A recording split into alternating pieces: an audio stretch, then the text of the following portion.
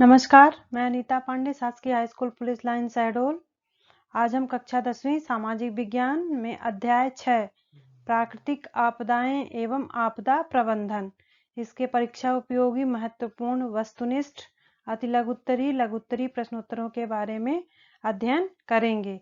इस वीडियो को देखने के बाद यदि आपको लगता है कि कुछ क्वेश्चन आपको पूछने हैं तो आप पूछ सकते हैं, और अगला वीडियो अगर आप चाहते हैं कि आपको मिले तो वीडियो को सब्सक्राइब जरूर करें।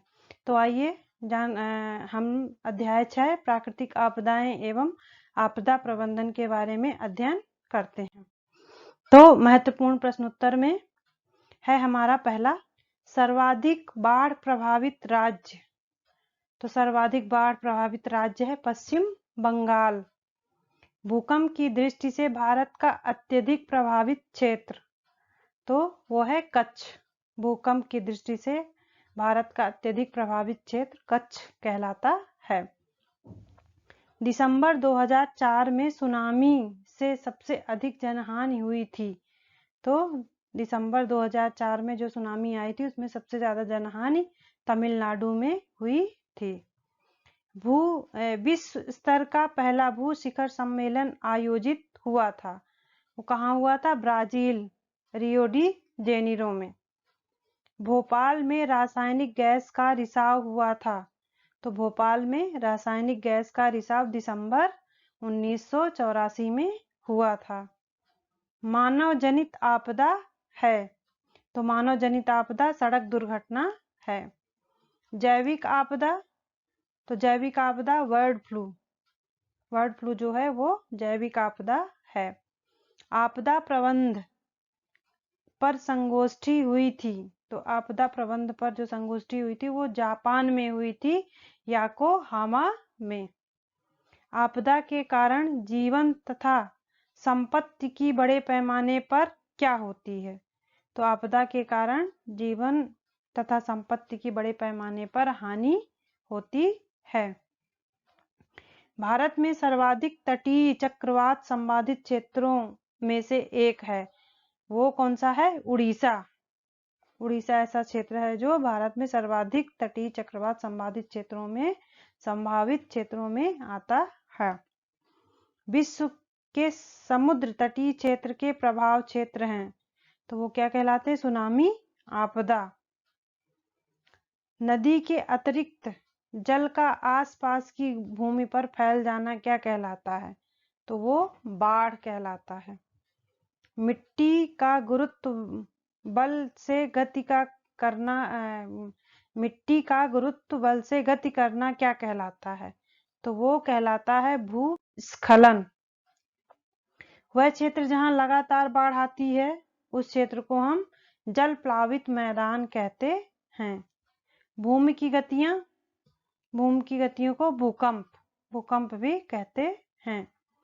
प्रबंधन की तैयारी, तो प्रबंधन की तैयारी यानी कि आपदा से पहले की तैयारी। चक्रवात के सबसे अधिक असुरक्षित क्षेत्र, तो चक्रवात के जो सबसे अधिक असुरक्षित क्षेत्र हैं वो तटीय क्षेत्र कहलाते हैं। 29 अक्टूबर 1999 को एक भीषण चक्रवात भारत के किस राज्य में आया था? तो वो 1999 में 29 अक्टूबर को जो भीषण चक्रवात आया था वो उड़ीसा में आया था। प्रदूषण, आग, गैस तथा अन्य रासायनिक पदार्थों का रिसना किस प्रकार का संकट है? तो प्रदूषण, आग, गैस तथा अन्य रासायनिक पदार्थों का रिसना वो मानवकृत संकट कहलाता है। 2004 का सुनामी का अधिकेंद्र कहाँ था? तो 2004 का सुनामी का जो अधिकेंद्र था वो सुमात्रा, इंडोनेशिया में था। भारत में 26 दिसंबर 2004 को आई सुनामी से कितने लोगों को जान से हाथ धोना पड़ा था? तो लगभग उसमें 3 लाख से अधिक लोग थे। जो 26 दिसंबर 2004 में जो सुनामी आई थी उसमें इतने 3 लाख से अधिक लोगों को जान से हाथ धोना पड़ा था। रिएक्टर पैमाने पर क्या नापा जाता है? तो रिएक्टर पैमाने पर हम भूकंप की मात्रा एवं तीव्रता को नापते हैं।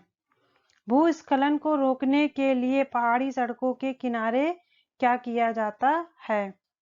तो भूस्खलन को रोकने के लिए पहाड़ी सड़कों के किनारे पर पहाड़ी स्थानों पर सड़कों के किनारे भूस्खलन को रोकने हेतु बनाई गई पुख्ता दीवारें जो बहुत ही महत्वपूर्ण सिद्ध होती हैं, जो कि भूस्खलन को रोकने का कार्य करती हैं।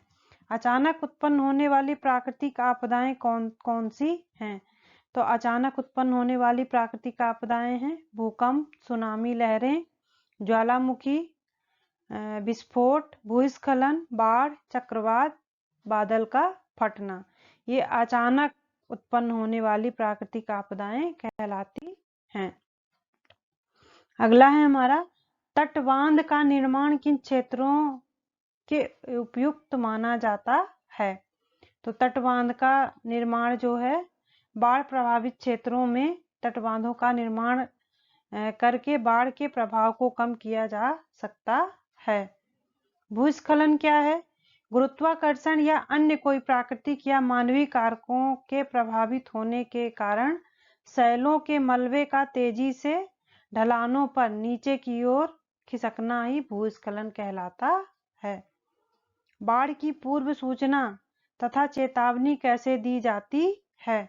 तो बाढ़ की पूर्व सूचना तथा चेतावनी केंद्रीय जल आयोग द्वारा दी जाती है और देश भर में 132 केंद्र बाढ़ की पूर्व सूचना तथा चेतावनी देते हैं। बाढ़ों के उत्पन्न होने के प्रकार बताइए। तो पहला है इसमें बाढ़ें धीरे धीरे आती हैं और बाढ़ों के आने में घंटों का समय लगता है। दूसरा है इसमें भारी वर्षा, बांधों के टूटने, चक्रवात तथा समुद्री तूफान आदि के कारण बाढ़ें अचानक भी आती हैं। अगला है, ज्वार किस प्रकार सुनामी उत्पन्न करते हैं? यह अनुभव किया गया है कि ज्वार विवर्तनिक प्लेट पर दबाव डालते हैं और जो कि प्लेट में हलचल उत्पन्न करता है। परिणाम स्वरूप भूकंप और ज्वालामुखी विस्फोट होते हैं और इससे सुनामी उत्पन्न हो जाते हैं। भारत में सुनामी प्रभावित प्रमुख क्षेत्र कौन से हैं? तो सुनामी आपदा के क्षेत्र हैं समुद्र तटीय क्षेत्र। सुनामी आपदा के प्रमुख क्षेत्र हैं। सुनामी आपदा के प्रमुख क्षेत्रों में प्रमुखतया तमिलनाडु, केरल, आंध्र प्रदेश, पांडिचेरी और अंडमान तथा निकोबार द्वीप समूह हैं। तो इस तरह से हमारा ये अध्याय 6 के प्रश्नोत्तर जो है वो हो गए हैं। कुछ और भी जानकारी चाहिए हो तो आप पूछ सकते हैं। धन्यवाद।